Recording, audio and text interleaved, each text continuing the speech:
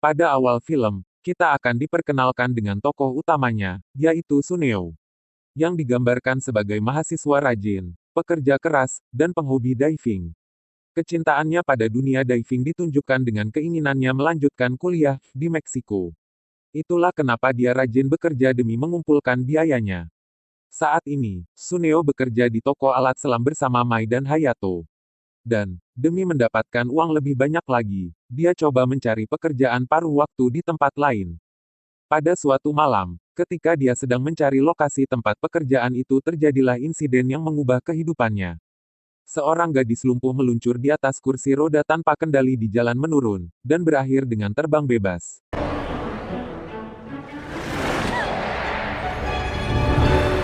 Beruntung di depannya ada Suneo, sehingga dia berhasil diselamatkan. Gadis ini bernama Kumiko, tapi dia lebih suka dipanggil Josie. Dia adalah tokoh utama kedua di film ini. Josie digambarkan sebagai cewek jutek dan sinis. Sifat ini terbentuk karena dia tidak pernah bersosialisasi. Penyakit paralisis yang menjangkiti kakinya membuat Josie lumpuh. Sang nenek yang bernama Chizu pun melarangnya keluar rumah karena dunia luar sangat tidak aman bagi Josie. Insiden itu membuat Suneo membatalkan niatnya mencari lokasi tempat kerja. Dia malah mengawal Josie dan Chizu pulang ke rumah. Sebagai ucapan terima kasih, Chizu mengajak Suneo makan malam. Dari situ Chizu tahu kalau Suneo membutuhkan uang, karena itu dia menawarkan pekerjaan. Tanpa pikir panjang, Suneo menerimanya karena tugasnya sangatlah mudah, yaitu menjaga Josie. Tapi, Josie bukanlah gadis yang friendly. Dia sering menunjukkan sifat juteknya kepada Suneo. Seperti duduk bersimpuh di depan kamar Josie, menghitung anyaman tatami, dan mencari pohon semanggi berdaun 4. Sebenarnya Suneo kesal diperlakukan seperti itu, tapi dia menahannya demi uang. Karena itu dia menumpahkan keluh kesahnya kepada Mia dan Hayato tiap kali ada kesempatan. Dosennya Suneo memberi kabar jika salah seorang profesor di Universitas Negeri Meksiko tertarik dengan proposalnya Suneo. Suneo bahagia, karena mimpinya akan segera terwujud. Dia segera memberitahu Josie tentang kabar baik itu. Sayangnya, Josie sedang tidak di rumah. Dia masuk ke kamar Josie dan melihat lukisan-lukisan Josie tentang kota bawah laut. Josie ternyata pergi keluar tanpa pamit untuk melihat laut. Suneo mencarinya. Begitu bertemu, dia memutuskan untuk memenuhi keinginan Josie. Mereka pergi naik kereta. Di sini sikap Josie seperti orang udik meskipun dia berusaha menutupinya dari Suneo. Setibanya di laut, Josie tampak sangat bahagia. Itu kali pertama dia datang ke sana. Chizu memarahi Josie dan Suneo yang telah melanggar aturannya, keluar. Setelah itu sikap Josie pada Suneo perlahan berubah. Dia tidak galak lagi pada Suneo. Sebaliknya, mereka jadi sering menyelinap keluar rumah saat Chizu sedang tidur siang. Mereka pergi ke tempat-tempat yang belum pernah Josie datangi, termasuk ke Sword Kamogawa. Chizu rupanya mengetahui jika Suneo sering membawa Josie kabur. Tapi dia memilih diam, pura-pura tidak tahu. Suneo mengajak Josie ke perpus. Di sana, Josie berkenalan dengan Kana, cewek penjaga perpus. Kemudian, setelah itu, dia mengajak Josie ke toko alat selam. Tapi tampaknya Josie cemburu melihat kedekatan Suneo dan Mai. Dia bergegas pulang, lalu meminta Chizu memecat Suneo. Suneo mendapat kabar bahwa dirinya berhasil mendapatkan beasiswa ke Meksiko, dan akan berangkat 6 bulan lagi.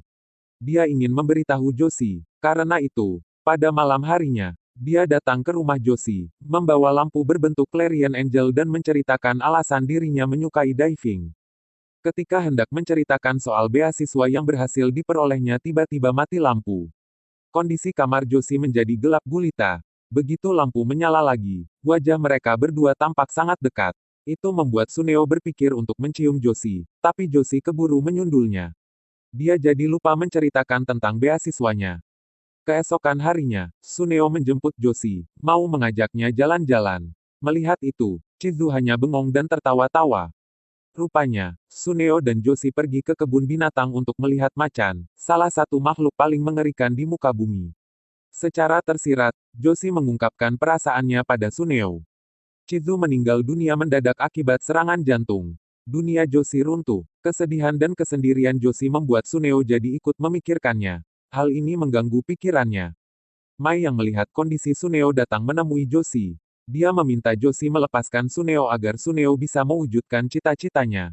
Untuk mematahkan hati Joshi, dia bahkan sampai menyatakan bahwa sikap Suneo selama ini hanya bentuk belas kasihan pada Joshi.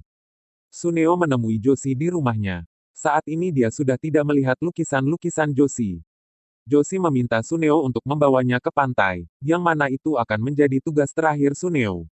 Di pantai, Joshi mengaku telah melepas semua mimpinya. Itulah alasan dia membuang semua lukisan yang ada di kamarnya.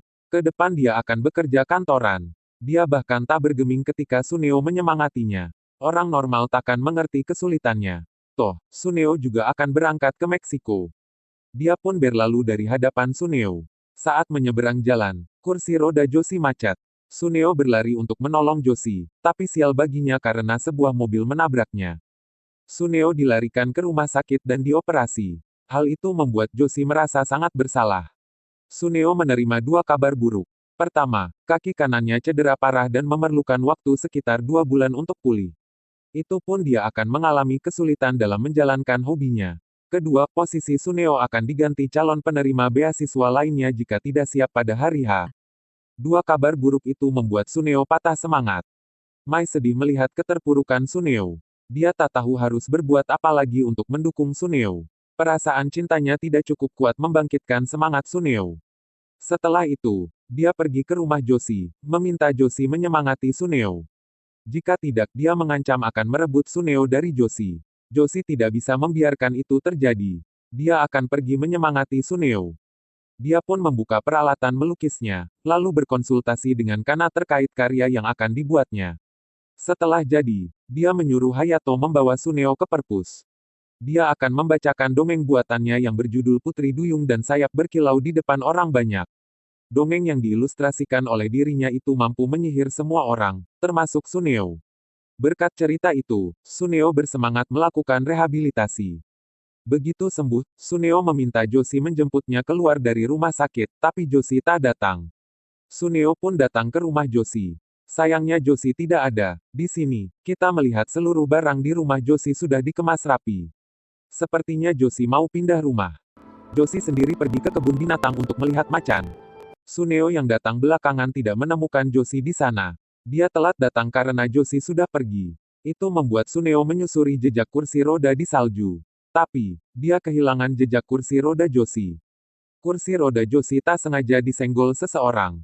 Hal itu membuat arahnya berubah ke jalan menurun dan, dia pun kehilangan kendali atas kursi rodanya. Hingga akhirnya dia terpental ke depan. Beruntung di hadapannya ada Suneo yang menangkapnya persis seperti pertemuan pertama mereka.